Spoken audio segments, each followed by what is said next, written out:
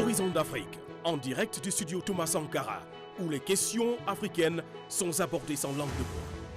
Mesdames et messieurs, bonsoir, chers téléspectateurs. Bienvenue encore sur notre programme Horizon d'Afrique. Mon nom est Franck Eban. Aujourd'hui, nous sommes au studio Thomas Sankara, ici à Omaha, Nebraska, aux États-Unis. Aujourd'hui, je reçois mon invité. Nous avons donc M. Pierre Sagité. Pierre, bonsoir. Bonsoir. Franck. Vous allez bien? Je vais très bien. Bienvenue sur le programme. Merci. Comment ça va? Ça va très bien. Très bien. Content de vous avoir parmi nous. Merci. Alors, chers téléspectateurs, comme vous le savez déjà, l'émission Horizon d'Afrique aborde les questions d'intérêt pour l'Afrique, pour la diaspora particulièrement. Aujourd'hui, nous avons M. Pierre Sagité qui va répondre un peu à nos questions, posant essentiellement sur point de vue de la diaspora, sur les questions touchant l'Afrique et la diaspora. Alors, aujourd'hui, on parle de Breonna Taylor. La situation aux États-Unis aujourd'hui ramène toujours dans le climat du Black Lives Matter.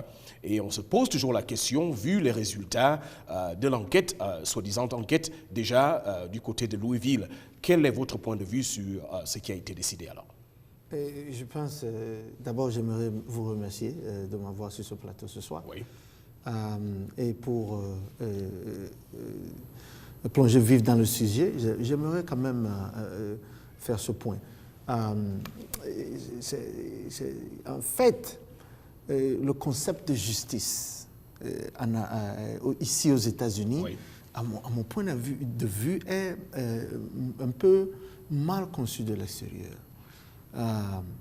Et vous savez, dans nos pays africains, nous parlons toujours de justice aux États-Unis, nous voyons les États-Unis comme un pays où il y a la justice, mais en fait, je pense que ces opinions sont relatives.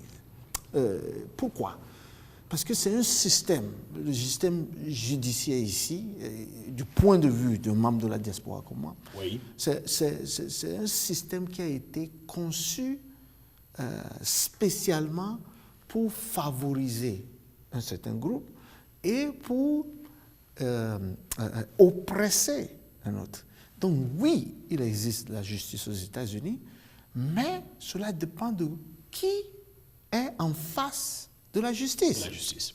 Alors, donc, monsieur Sagité, pour la gouverne de notre téléspectatorat, on va dire que vous êtes administrateur du mouvement, enfin d'une organisation Learning for All ici aux États-Unis, ça fait bien longtemps. Alors, la question du racisme, exactement, elle revient toujours. Votre expérience, comment avez-vous expérimenté le racisme aux États-Unis? Vous l'avez-vous expérimenté? Bon, bien sûr, c'est-à-dire, je l'ai expérimenté, je l'expérimente juste comme je respire chaque jour. Et le racisme, ça existe et ça existe bien. Non seulement ça existe, mais c'est un racisme qui a été conçu et construit de façon très sophistiquée. Ce n'est pas toujours quelque chose qui se voit à l'œil nu, mais ça existe dans les institutions, ça existe dans la mentalité où le noir, l'homme noir, n'est pas, à prime abord, mis dans une position d'avancer. Est-ce que vous voyez? Comment ça? Donc, lorsque vous voyez tout, le pouvoir se trouve dans, comment vous dites, dans la mentalité. Vous savez, le nouveau esclavage dont on parle, c'est un esclavage mental. Lorsqu'on vous enchaîne mentalement, lorsqu'on vous contrôle mentalement, donc on vous contrôle à vie, on n'a plus besoin de chaîne. Donc lorsqu'on vous fait comprendre dès le bas âge, où on vous amène à savoir ou à vous voir vous-même comme étant inférieur ou n'étant pas à la norme. Donc ça suit.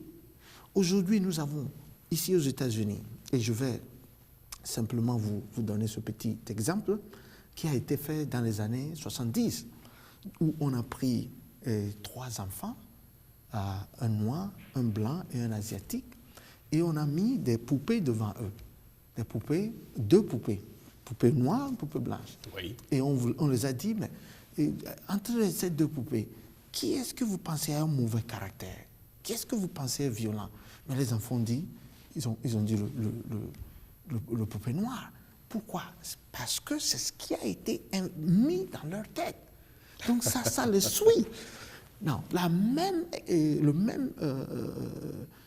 expérience a été faite où on a mis deux images d'hommes devant les enfants et on les a demandé, et cette expérience a été faite récemment avec ABC, on les a demandé qui, vous voyez ces deux hommes, les enfants ont dit oui, ces deux hommes sont allés dans, comment vous dites, dans un appartement. Oui.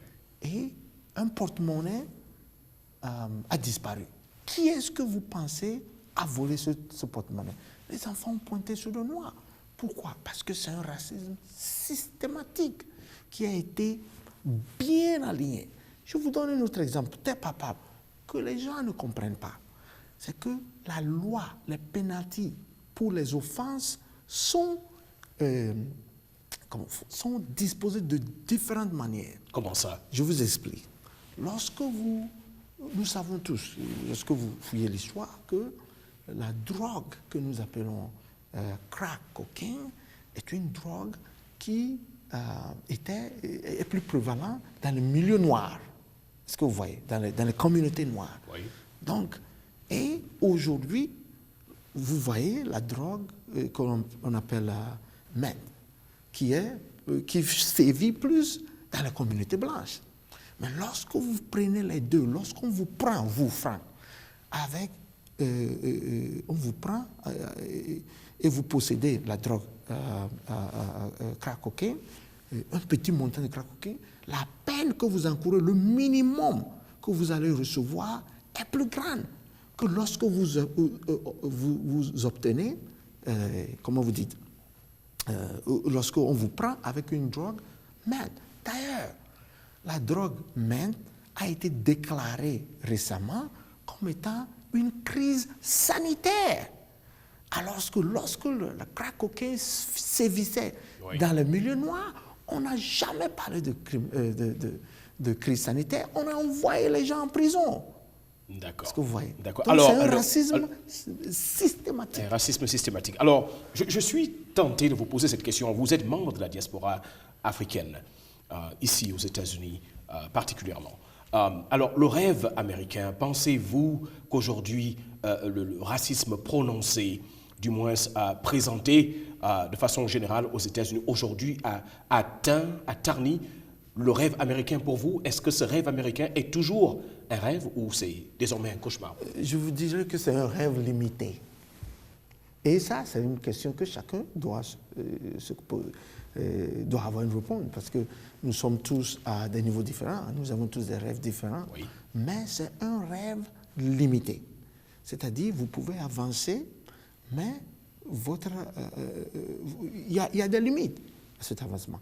Moi, j'ai un master en public administration, je suis administrateur civil, mais lorsque je vais, le poste que j'occupe maintenant, ou le poste que j'avais occupé, le montant que je gagnais, et lorsqu'on a pris, d'ailleurs on a pris une dame qui était blanche et qui était moins éduquée que moi et qui était plus payée que moi. Donc ça, c'est des comment vous expliquez ça? Mais ça, c'est, vous voyez, ça, c'est ce que je dis, ça, c'est le racisme systématique. Toi, le noir, tu es vu d'ailleurs. Le noir, être noir, c'est un handicap. Mais être noir africain, d'origine africaine, c'est-à-dire un immigré, c'est un double handicap. D'accord. Est-ce que vous voyez? Donc, vous, c'est comme si, bon, il faut que vous vous prouvez. D'accord. Est-ce que vous n'êtes pas bon assez? C'est pas ça. Il faut que vous vous prouvez. D'accord. Mais les Noirs, il est prouvé, les Noirs, ici aux États-Unis, les Africains, les immigrés africains sont les plus éduqués de tous les groupes d'immigrés qui viennent ici. D'accord, très certainement. Chers téléspectateurs, merci encore une fois de plus pour être avec nous. Nous sommes là sous le plateau de Horizon d'Afrique. Mon nom est donc Franck Eban, je suis votre téléspectateur, votre host ici. Et donc nous avons Pierre Sagitek, nous parlons des questions qui touchent la diaspora africaine sans langue de bois. Alors, Monsieur Sagitek, dites-moi, aujourd'hui, on avait abordé déjà une question sur la présence de la France en Afrique. Je sais que c'est un sujet qui vous a toujours touché. Alors, c'est quoi le sentiment aujourd'hui? La France en Afrique, des bases militaires françaises en Afrique, ça vous dit quoi, vous? Ça me dit, enfin, j'ai le même sentiment que tout jeune Africain. Vous savez, c'est triste de voir ce qui se passe en Afrique. Parce qu'il faut entrer vraiment, il faut cerner le problème de fond en comble pour savoir ce qui se passe réellement. Et ce qui se passe, c'est en fait, et je ne veux pas mâcher les mots, c'est une tentative de remettre l'Afrique, spécialement l'Afrique francophone, sous une nouvelle forme d'esclavage. Est-ce que vous voyez? Donc, aujourd'hui, nous les Africains, du moins nous les francophones, nous n'avons pas, comment vous dites, nous n'avons pas le contrôle de notre éducation. Nous n'avons pas le contrôle de nos ressources. Nous n'avons pas le contrôle de notre culture. Donc la France, malheureusement, s'est mise dans une position où, aujourd'hui, elle va perdre. Elle va perdre. Lorsque vous voyez les autres pays qui Qu'est-ce qui vous amène à dire ça? C'est très simple. Lorsque vous voyez les autres pays qui ont eu des colonies en Afrique, comme le Royaume-Uni, l'Espagne, le Portugal, tous ces pays ont du moins donné une autonomie, c'est-à-dire une indépendance politique. Et c'était ce qu'on appelle ici hands-off sur ces pays-là. Oui. La France n'a pas et ne peut pas, n'a jamais fait ça. Donc nous sommes en Afrique, nous sommes toujours sous colonisation. Nous sommes en fait des préfectures. Nous avons été brièvement indépendants, brièvement. Alors, comment vous expliquez ce bref moment d'indépendance? Ça c'est simple. Vous ne donnez pas avec la main, ce que la main droite donne, la main gauche la prend. C'est très simple. Donc, ce qui... La France-Afrique, pour vous, c'est quoi? La France-Afrique, c'est une... comment vous dites ça? C'est une aberration. C'est une aberration. La France aurait pu choisir une autre voie qui aurait en fait établi des relations d'amitié, de partenariat, de réel partenariat entre les Africains et les Européens. Mais la France-Afrique, c'est justement un outil de contrôle de l'Afrique. Et c'est là que les décisions sont prises. Nous n'avons aucune autonomie sur et ce qui me gêne, moi, les deux plus importants points que la France contrôle, que nous devons tout faire pour reprendre le contrôle, c'est l'éducation et la culture. Vous savez, lorsque vous voyez tous ces pays d'Asie qui sont indépendants, qui contrôlent leur avenir aujourd'hui, ça a commencé toujours par la culture, la révolution culturelle. La révolution culturelle, la culture d'un pays ne doit pas être menacée. C'est notre identité. Est-ce que vous voyez? Donc nous devons pouvoir nous identifier. Aujourd'hui, nous n'avons pas, nous avons presque perdu cette identité. Le jeune Africain est plus prompt à acheter des habits ou d'ailleurs il fait seulement attention à la mode qui est sortie en France. Il porte des habits qui viennent de la France. Et d'ailleurs, nos diplômes, nous donnons considération à ceux qui sont éduqués dans les universités françaises. Oui. Alors que si vous voyez notre éducation, le système éducatif qu'ils ont mis en place, et ils l'ont mis en place avec des coopérants, des soi-disant coopérants français, qui nous disent voilà ce que vous devez enseigner. Donc c'est ce que les Anglais appellent miseducation. Parce que pour que nous puissions nous développer, nous devons pouvoir aligner notre système éducatif sur nos besoins de développement. Et ce n'est pas ce qu'on est en train de faire. Nous connaissons plus la géographie de la France et de l'Europe plus que notre propre géographie. C'est une aberration. Une aberration. Alors, donc Pierre, exactement, aujourd'hui, lorsqu'on regarde tous les maux dont l'Afrique fait face en général, que ce soit dans l'Afrique francophone, l'Afrique anglophone, les yeux sont beaucoup plus fixés sur la diaspora. On revient encore vers nous et je suis tenté de vous poser la question de savoir quels sont, d'après vous, les enjeux ou les avantages aujourd'hui de la diaspora africaine pour, on va dire, va changer la donne en Afrique. Que pensez-vous que nous puissions faire depuis la diaspora pour changer les choses? D'abord, il faut une prise de conscience, Frank. Et je pense que c'est la base. Il faut une prise de conscience. Malheureusement, les choses sont telles que lorsque les membres de la diaspora arrivent à quitter le continent, ils ont tellement de charges qu'ils n'ont pas ce luxe de lutter en fait pour le bien commun, parce qu'il faut d'abord pouvoir traverser ou dépasser les besoins de base. Lorsque vous avez des familles qui ont besoin d'aide, qui ont besoin de manger, vous voyez, vous devez faire ça. Mais, vous savez, l'homme noir est résilient. Nous avons traversé l'esclavage, on nous a pris. De notre continent, on nous a amenés ici aux États-Unis, dans le froid, avec des haillons comme habits, nous avons survécu. Nous avons survécu. Vous restez optimiste. Et je reste optimiste. Et nous avons survécu le racisme, le temps de Jim Crow et tout ça. Nous avons survécu ça. Et nous allons survivre cela. Donc il faut une prise de conscience des membres de la diaspora.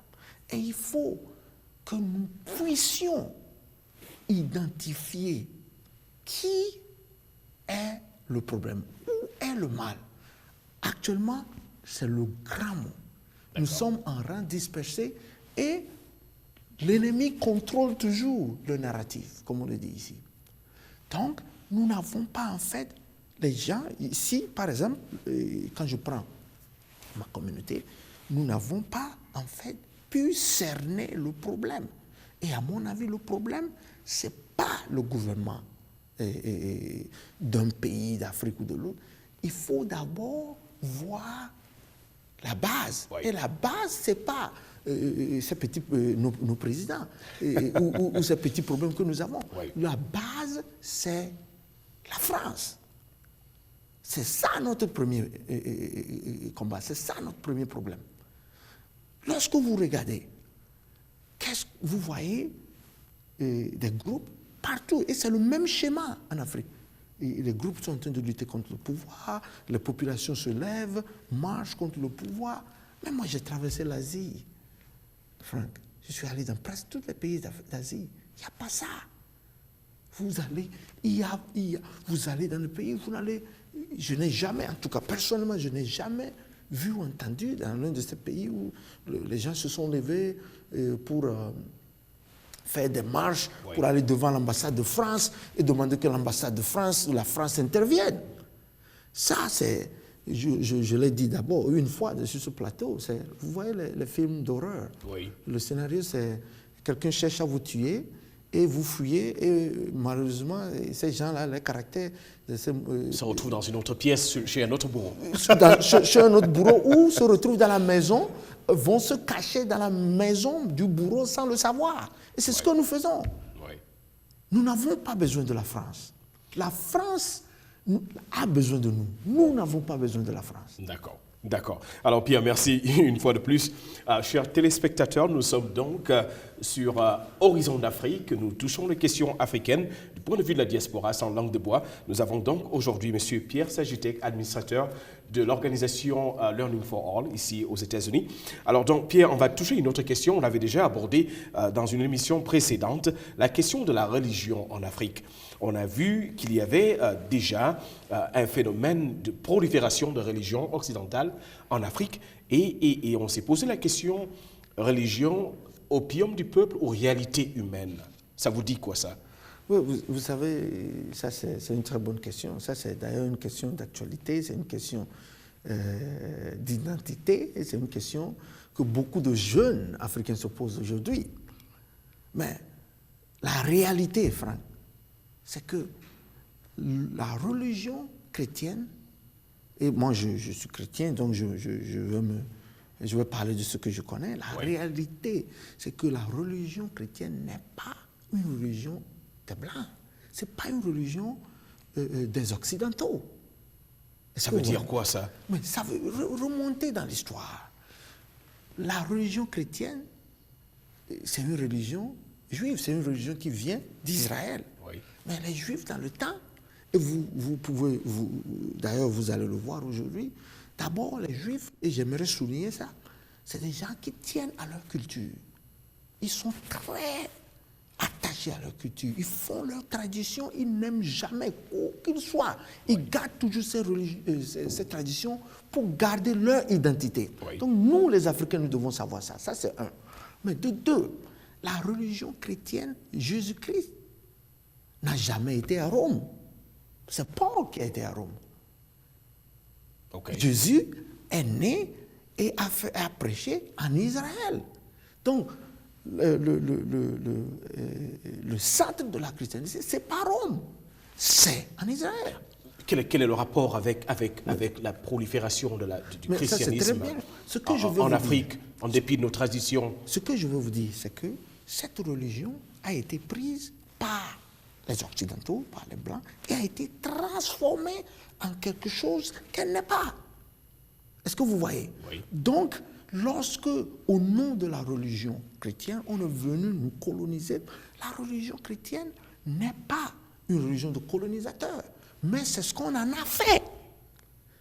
Et on est venu vous présenter, aujourd'hui quand je vous demande, Franck, fermez les yeux, et d'ailleurs je peux le demander à tous nos téléspectateurs, fermez les yeux, et lorsque je dis Jésus-Christ, quelle image vient dans votre tête? C'est une image d'un homme noir ou une image d'un homme blanc?